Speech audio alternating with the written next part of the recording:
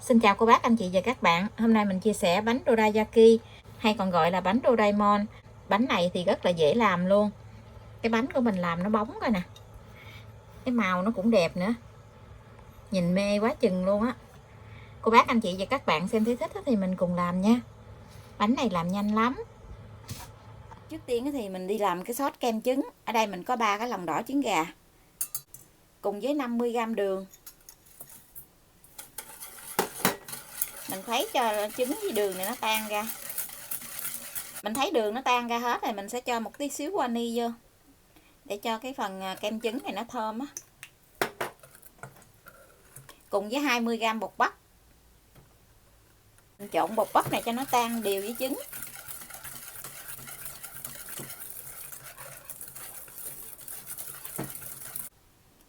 Ở đây mình có 200ml sữa tươi không đường. Mình sẽ cho vào trong nồi. Cùng với 20g bơ. Bơ này là bơ lạc. Mình sẽ đun cho cái phần sữa này nó ấm lên để cho bơ này nó tan ra nha. Mình nấu bơ với sữa này nó tan ra vậy. Cái bơ nó tan ra hết rồi thì mình sẽ cho từ từ vô trong trứng để mình quậy lên. Mình vừa cho vô, mình vừa đánh lên vậy nè.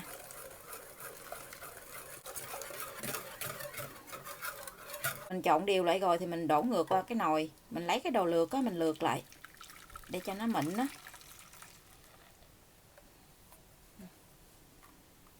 Giờ thì mình sẽ cho cái nồi sữa này lên bếp. Cô bác anh chị mình mở lửa nhỏ thôi. Mình lấy cái phới lòng hoặc là cái muỗng á, mình khuấy lên vậy nè. Để mình nấu cho cái này nó đặc lại nha. Bơ trứng này nó thơm lắm. Cô bác anh chị mình nấu á, khi nào mà thấy nó sánh đặc lại như vậy là được nha. Mình dỡ cái que đánh trứng lên á, mình nhìn thấy nó chảy cái dòng nặng xuống gì nè, nó đặc gì nè.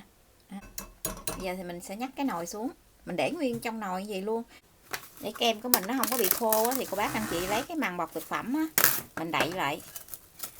Bây giờ nó còn hơi ấm ấm nè, mình cứ đậy lại. Mình đậy sát cái bọc xuống với cái mặt kem vậy luôn. Tiếp theo thì mình sẽ đi làm cái bột bánh.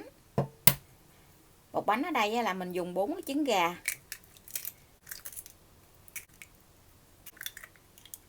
Cho tí xíu vani vô trong cái trứng này để cho cái vỏ bánh của mình nó thơm á. Khoảng chừng 1 muỗng cà phê vani, vani nước hoặc là vani bột cũng được. Mình đánh cái trứng này cho nó tan ra. Mình đánh trứng này nó tan ra rồi thì mình sẽ cho 70g đường vô. Mình tiếp tục mình đánh khoảng chừng 3 phút nha. Đánh khi nào mình thấy cái phần trứng mình nó ngã cái màu hơi nhạt lại hơn cái màu trứng lúc đầu á, như vậy là được nha. Mình sẽ cho 5g bột baking powder vào trong 180g bột mì đa dụng. Rồi mình gây qua bên cái gây gì nè để cho cái bột của mình nó mịn á.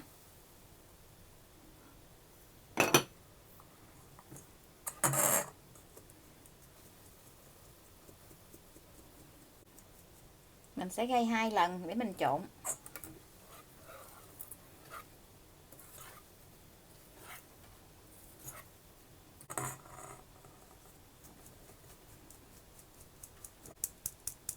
Mình trộn lại cho hết cái bột khô này là được nha.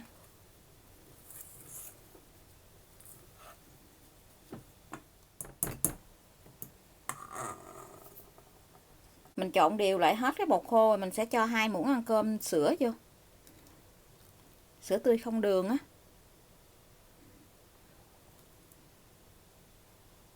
Mình trộn cho nó đều lại một lần nữa.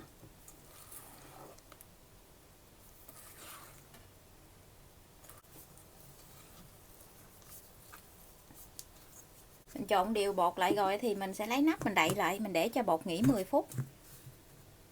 Bột mình đã nghỉ được 10 phút rồi. Mình chuẩn bị đi đổ bánh. Cô bác anh chị nhìn thấy nó nổi lên nè, nó có cái bọt bóng ở trên mặt cái bột á. Trước khi đổ bánh á, thì cô bác anh chị cho thêm 2 muỗng mật ong nha. Mình dùng cái muỗng ăn cơm á, mình cho 2 muỗng mật ong vô.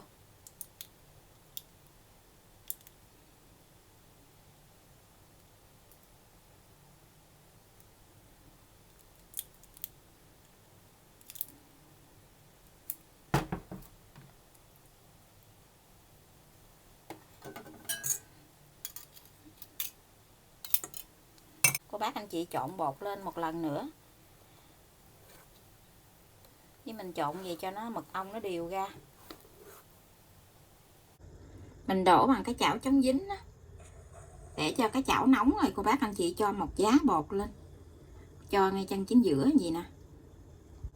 Mình làm một giá cho nó đều với nhau á, thì cái bánh của mình nó hai cái nó úp lại á, thì nó bằng nhau, nó không có bị chênh lệch, nó không có bị cái nhỏ cái lớn. Dặn lửa thiệt là nhỏ luôn. Cô bác anh chị cứ để nguyên vậy. Mình làm cái bánh nhỏ cho nên không có cần phải đậy nắp. Nếu như cô bác làm cái bánh lớn á, thì mình lấy cái nắp hơi nhỏ nhỏ tí xíu á, mình đậy lại để cho cái bánh của mình nó mau chín. Còn không á, thì mình để nguyên gì nó nổi lên bong bóng ghẻ tre ở trên mặt bánh vậy nè. Cái bánh mình áp chảo khoảng chừng 3 tới 4 phút à.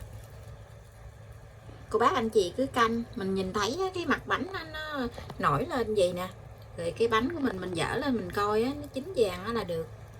Tùy theo cái bánh lớn cái bánh nhỏ ha, cho nên nó thời gian nó cũng khác nhau. Nó nổi ghẻ tre vậy thì mình lật ngược lại là được rồi nè. Đó ha, nó vàng luôn, mà nó rất là đều luôn á. Hơi nóng cái nè, cái màu nó vàng luôn. Bây giờ thì mình sẽ lấy, mình để ra ngoài nha, mình để ra dĩa. Đây mình chuẩn bị một cái khuôn hình trái tim. Bây giờ thì mình sẽ cho hình trái tim vào chính giữa của cái chảo. Đó thì mình lấy một miếng bột đó, mình cho vào trong cái hình trái tim này.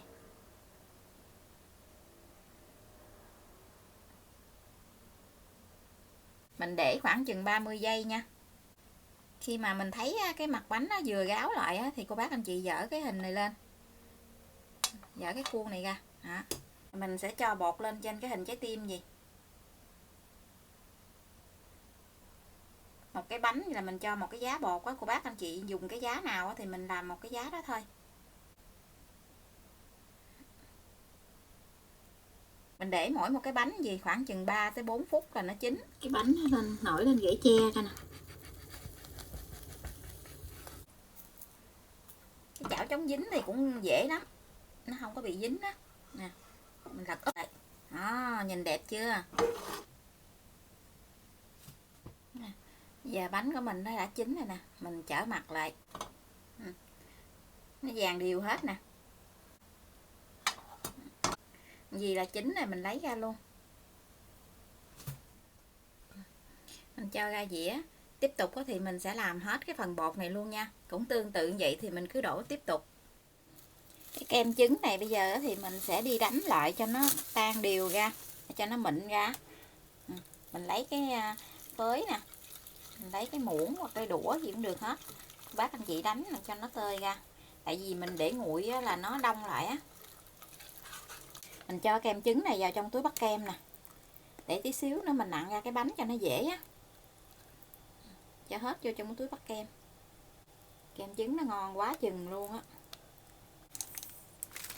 Cột lại. Tí xíu nữa mình nặn vô trong cái bánh á. Mình đã làm mấy cái trước rồi. Bây giờ thì mình sẽ đi cho kem lên nè.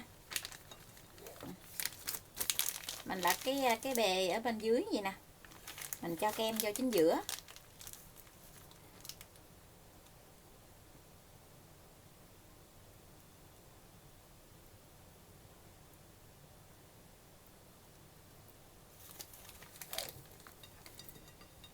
Sau đó thì mình sẽ lấy một cái bánh khác mình đắp lên. Thì cái mí bánh này nè cô bác anh chị lấy cái tay á, mình bóp cái mí bánh này lại. Mình vừa bóp cái mí bánh này lại là nó dính nè. Nó dễ dính lắm. Bóp nhẹ nhẹ vậy nè.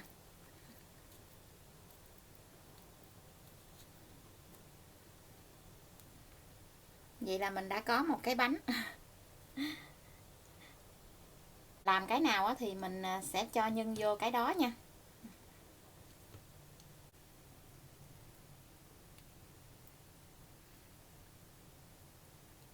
Lấy một miếng bánh khác mình đắp lên. Cái bánh này thì mình không có để hình nè. Không để hình thì mình làm nó nhanh lắm. Sau đó thì cô bác anh chị bóp cái mí bánh lại. Bóp nhẹ vậy nè. Bóp nhẹ cái nó dính lại à. Như vậy là mình đã làm xong một cái bánh nữa. Tiếp tục thì mình sẽ đi làm hết phần bột luôn nha.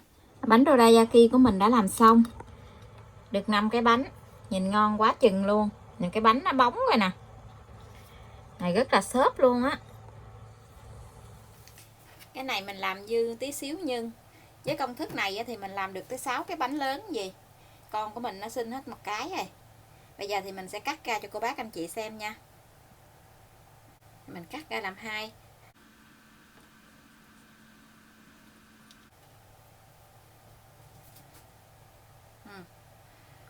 Cái bánh nó xốp nè, cực kỳ ngon luôn. Bên trong ngon quá chừng. Bây giờ thì mình xin chào tạm biệt. Hẹn cô bác anh chị và các bạn lại video tiếp theo. Cảm ơn cô bác anh chị và các bạn đã xem video của mình. Xin chào và hẹn gặp lại video kỳ tới.